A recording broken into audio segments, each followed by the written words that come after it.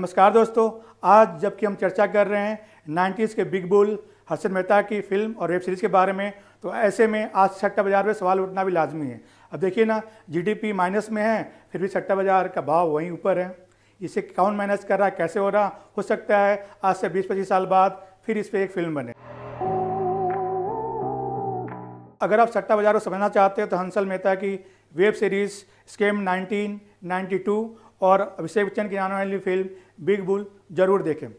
हालांकि एक दो फिल्म और वेब सीरीज़ के जरिए सट्टा बाज़ार को समझाया नहीं जा सकता है, लेकिन हंसल मेहता ने हर पहलू को उठाने की कोशिश की है।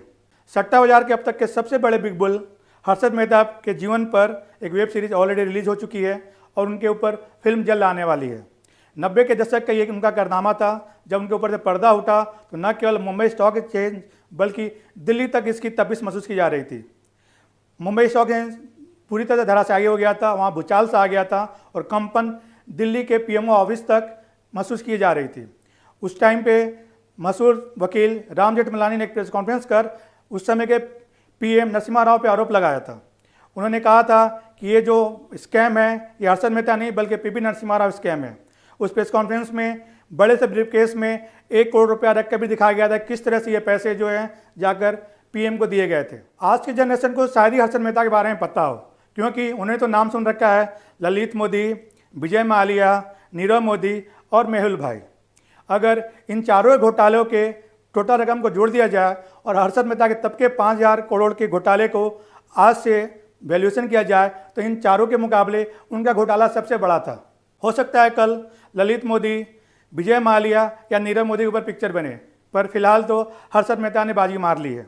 दोस्तों, अभिषेक बच्चन की जो फिल्म आ रही है बिग बुल, उसके निर्देशक कुक्की गुलाटी हैं, जबकि वेब सीरीज के निर्देशक हंसल मेहता हैं। पर जिस तरह से 90 के दशक में मीडिया के ऊपर हर्षद मेहता का प्रभाव था, उस प्रभाव से दोनों निर्देशक भी नहीं बच पाए हैं। इनके वेब सीरीज या फिल्म को देखें तो इनके जो किरदार है हर्षद मेहता का, वो एक हीरो की तरह नजर आता है। मेरे को सिर्फ आपको इतना बताना है मैडम कि एसबीआई में सब गड़बड़ हो रहा है। आप सोच भी नहीं सकते कितना बड़ा फ्रॉड हुआ है। एसबीआई के बुक्स से 500 करोड़ मिसिंग है। आपको पता है ना आप क्या बोल रहे हो? 500 करोड़ इतना बड़ा अमाउंट है कि शायद कैलकुलेटर भी एक बार शर्मा जाए। उतना ही बड़ा है ये फ्रॉड, शायद उससे भी बहुत ज्यादा बड़ा। आपको पता है ये फ्रॉड किसने किया?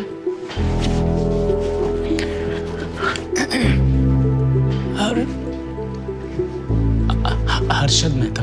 आज हम पहले बात करते हैं हंसल मेहता द्वारा निर्देशित स्कैम 1992 की, जो कि सुचेता दलाल और देवासी बसु के किताब पर आधारित है।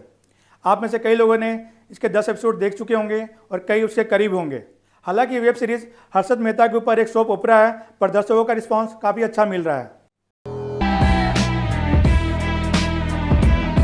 जब जेब में मनी हो तो कुंडली में शनि होने से कोई फर्क नहीं पड़ता। ये मेरी एस्ट्रोलॉजी है। दलाल स्ट्रीट के एक जॉबर से शेयर बाजार का बिग बुल बनने वाला हर्षद मेहता की कहानी काफ़ी फिल्मी है। उस दौर में हर्षद मेहता को शेयर बाजार का अमिताभ बच्चन कहा जाता था। उसकी पहुंच दिल्ली के पीएमओ ऑफिस तक थी। इस सीरीज़ में भी आप देखेंगे कि दिखाया गया किस तरह से वो चंद्रा स्वामी से वो खुलकर बातें करता है और बार बार उनको चेतावनी देता है कि आप अगर मुझे नहीं बचाएंगे तो मैं पीएम का राज फाश कर दूंगा। आपको पता है ये फ्रॉड किसने किया?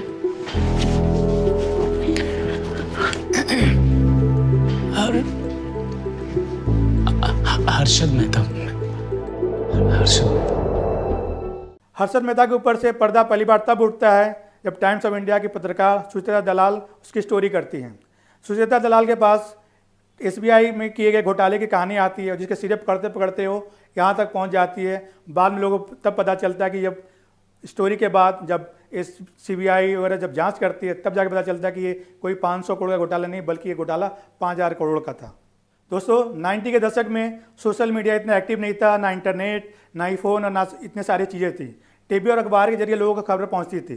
पर हर्षद मेहता कांड के बाद बच्चा बच्चा शेयर बाजार के बारे में जान गया था। ये जिस तेज़ी से हर्षद मेहता ऊपर आया था उसी तेज़ी के साथ वो नीचे गिरा। वो अपने लग्जरी लाइफ स्टाइल और पीआर के बल पर मीडिया में काफ़ी पॉपुलर था। उस समय उसके इंटरव्यू करना या उसकी बातें, उसके लेक्चर लोगों को काफ़ी अच्छे लगते थे। वो तो अलग बात है कि उसकी एक लूज फॉल पकड़ी की और जिसके बाद उसकी सारी कहानी सामने आ गई। उसके बाद से उसकी पूरी ज़िंदगी कोर्ट और जेल के चक्रों में कटा और लास्ट में 31 दिसंबर 2001 को जेल के अंदर दिल के दौरा पड़ने से उसकी मौत हो गई। हर्षद मेहता के साथ ही उस समय के पीएम नरसिम्हा राव का राज भी दफन हो गया। इस बारे में ना तो किसी मीडिया हाउस ने या किसी पत्रकार ने अब तक कोई राजफाश किया और न ही वेब सीरीज़ में आपको कुछ देखने को मिलेगा। हंसल मेहता ने भी इस कहानी को वहीं इंड कर दी है। यह वेब सीरीज़ 10 एपिसोड का है। पहले 5 एपिसोड में आप देखेंगे कि बहुत तेज़ी से दिखाया गया है 80 से उसके सफ़र को लेकर 92 के सफ़र को 5 एपिसोड में बहुत तेज़ी से दिखाया गया है। 5 एपिसोड से 9वें एपिसोड तक सीबीआई की इंक्वायरी, बैंकिंग सिस्टम में जो घोटाले हैं उसकी जांच वगैरह, आरबीआई की भूमिका वगैरह सब पे काफ़ी विस्तार से फोकस किया गया, जिसके कारण स्टोरी थोड़ी स्लो हो गई है। और आखिरी एपिसोड में उसके अंतिम 7 साल के संघर्ष को दिखाया गया है, जिसमें अंत में उसकी मौत भी हो जाती है। देखकर तो लगता है शायद हंसल मेहता 10 नहीं 12 एपिसोड बनाना चाहते थे, क्योंकि लास्ट एपिसोड है काफ़ी फास्ट फॉरवर्ड मोड में है।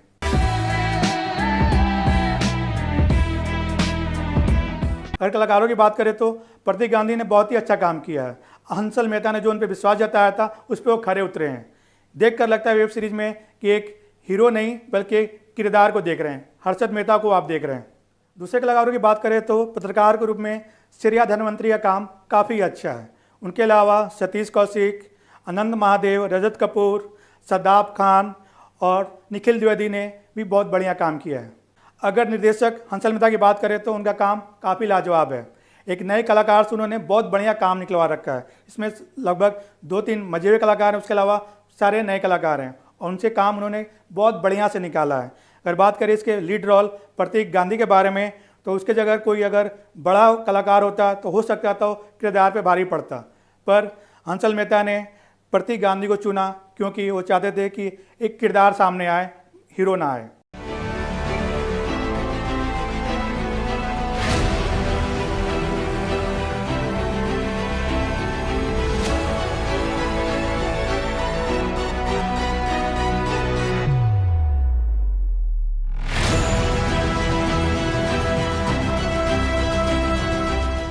अब बात अभिषेक बच्चन की फिल्म की करें तो सेम सब्जेक्ट पर उनकी फिल्म बिग बुल आ रही है, जिसकी रिलीज डेट पहले 23 अक्टूबर था, पर लगता है अब हंसल मेहता की वेब सीरीज के कारण उसके डेट आगे कर दिया गया है। फिल्म के लीड रोल में अभिषेक बच्चन और इलियाना डिक्रूज हैं, जबकि इसके प्रोड्यूसर अजय देवगन और आनंद पंडित हैं। इस फिल्म को निर्देशन कुक्की गुलाटी ने किया है।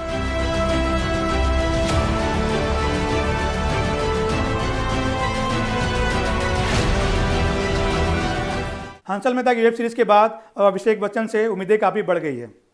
आपको याद होगा अभिषेक बच्चन ने इससे पहले धीरूभाई अंबानी के लाइफ पे बेस्ड गुरु फिल्म की थी, जो कि एक सुपरहिट फिल्म हुई थी। अब जबकि इस फिल्म की प्रोमो को देखकर लगता है कि ये पूरी तरह फिल्मी है। अगर अभिषेक बच्चन की फिल्म बिग बुल की तुलना हंसल मेहता की वेब सीरीज से की जाए तो दोस्तों एक फिल्मी और एक रियलिटी काफ़ी करीब नजर आएगा। हंसल मेहता के पास टाइम काफ़ी था क्योंकि उन्होंने 10 एपिसोड का 100 ओपरा बनाया हुआ है। इन्होंने काफ़ी विस्तार से बहुत कुछ दिखाया है। आपने देखा होगा उसमें किस तरह से बैंकिंग सिस्टम के बारे में, शेयर मार्केट के बारे में सब कुछ उन्होंने विस्तार से रखा है। शायद ये टाइम जो है, ये समय की जो कमी कुक्कू गुलाटी के लिए थोड़ा मुश्किल हो सकता है। और प्रोमो को देखकर लगता है कि अभिषेक बच्चन जो किरदार निभा रहे हैं वो एक हीरो का होगा। तो अब तक दर्शकों ने जो वेब सीरीज में देखा है उससे कुछ अलग देखने को मिलेगा। अब देखते हैं दर्शकों को क्या पसंद आता है। ब्रीथ सीजन 2 के साथ वेब सीरीज में अभिषेक बच्चन पहली बार नजर आए थे। अब वो अपनी फिल्म बिग बुल के द्वारा दूसरी बार छोटे पर्दे पर नजर आएंगे। हो सकता है कि रिलीज डेट तक सारे सिनेमा हॉल खुल जाएं और दर्शक उनको सिनेमा हॉल में भी देखें।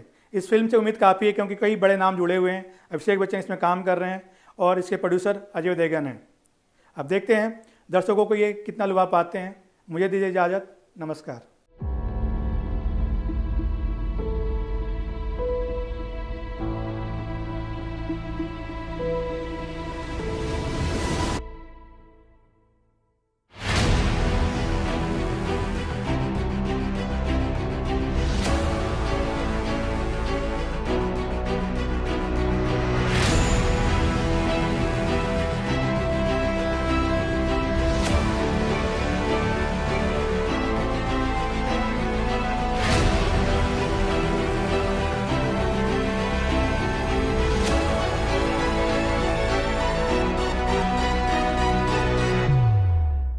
और आप हमसे जुड़े रहने के लिए सब्सक्राइब करें YouTube पर, फॉलो करें Twitter पर और लाइक करें Facebook पर। और ज्यादा जानकारी के लिए न्यूज नशा की वेबसाइट पर जाएं। आपको टाइप करना होगा सिर्फ न्यूज नशा।